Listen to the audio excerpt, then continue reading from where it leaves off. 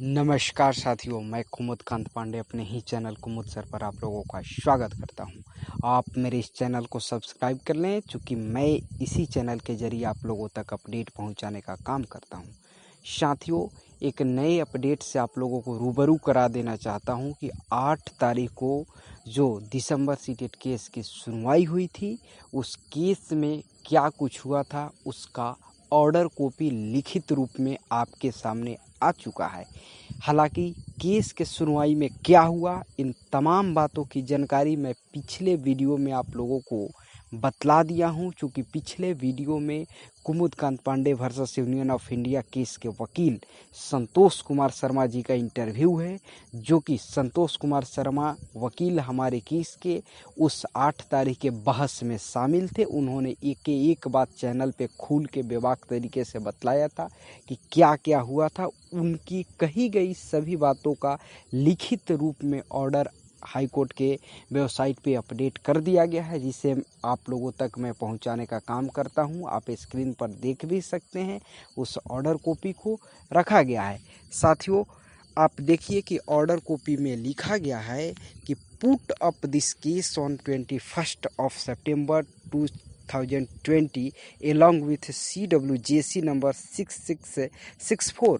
चूँकि 21 सितंबर को आपके केस की अगली सुनवाई के लिए इसे रखा गया है, जिससे केस में 6664 जो कि राहुल किरण जी का केस है, इसको टैग्ड केस जो पहले ही टैग हुई थी, इसके साथ इसको सुना जाएगा। उसके आगे लिखा गया है कि office is directed to place all the interlocutory applications and all connected writ applications involving the same issue so that consistency is maintained and all the writ applications are executed side by side।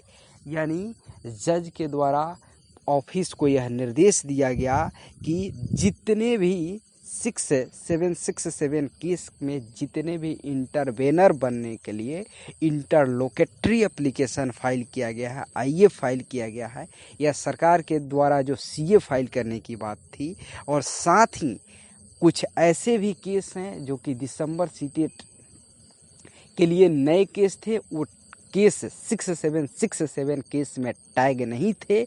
उनको जज साहब के तरफ से ये आदेश दिया गया है हाईकोर्ट प्रशासन के ऑफिस को कि जितने भी 6767 केस के साथ जुड़ा हुआ सेम इशू यानी सेम मैटर का केस है, उसको एक साथ रख दी जाए, 6767 के साथ एक साथ सुना जाएगा। और ये भी बोला गया है कि एप्लीकेशन एग्जीक्यूटेड बाय साइड, यानी एक ही साथ इसको सुनने का काम किया जाएगा।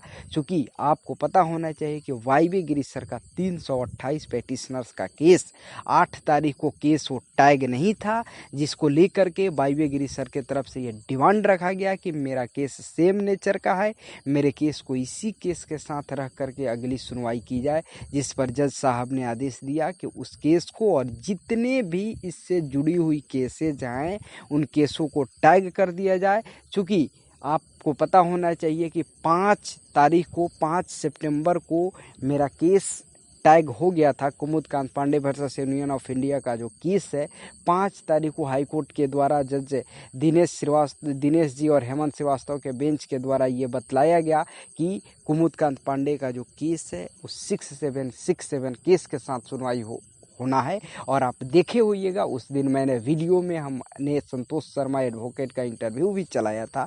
आप लोग देखे भी कि जो 8 तारीख की बड़ी सुनवाई हुई, उसमें कुमुद कांत पांडे केस के जो 2 वकील हैं, संजीव कुमार और संतोष कुमार शर्मा, दोनों हमारे केस के वकील उस दिन शामिल रहे बड़ी सुनवाई में। और आज जो ऑर्डर दिया गया है, उस ऑर्डर में सारांश यही है इस ऑर्डर का कि जितने भी दिसंबर सीटेट का सेम नेचर का केस है उसको टैग कर दिया जाए। 21 सितंबर को जब सुनवाई होगी तो सभी केसों को एक साथ सुना जाएगा। और दूसरा सबसे बड़ी बात बोला गया कि इंटरलोकेटरी एप्लीकेशन को भी साइड बाय साइड रखना है, यानी साथ रखना। इसका मतलब होता है कि आपके केस में, दिसंबर सीटेट के इस केस में जितने भी इंटरवेनर के लिए आईए फाइल किया गया है, चूँकि आपको मैंने पहले भी इंटरवेनर के मुद्दे पे एडवोकेट सुरेंद्र कुमार सिंह जी का एक इंटरव्यू चला था, जिसमें उन्होंने बतलाया था कि हाई कोर्ट परमिशन देता है तभी इंटरलोकेटरी एप्लीकेशन एक्सेप्ट होता है, यानी इंटरवेनर एक्सेप्ट होता है।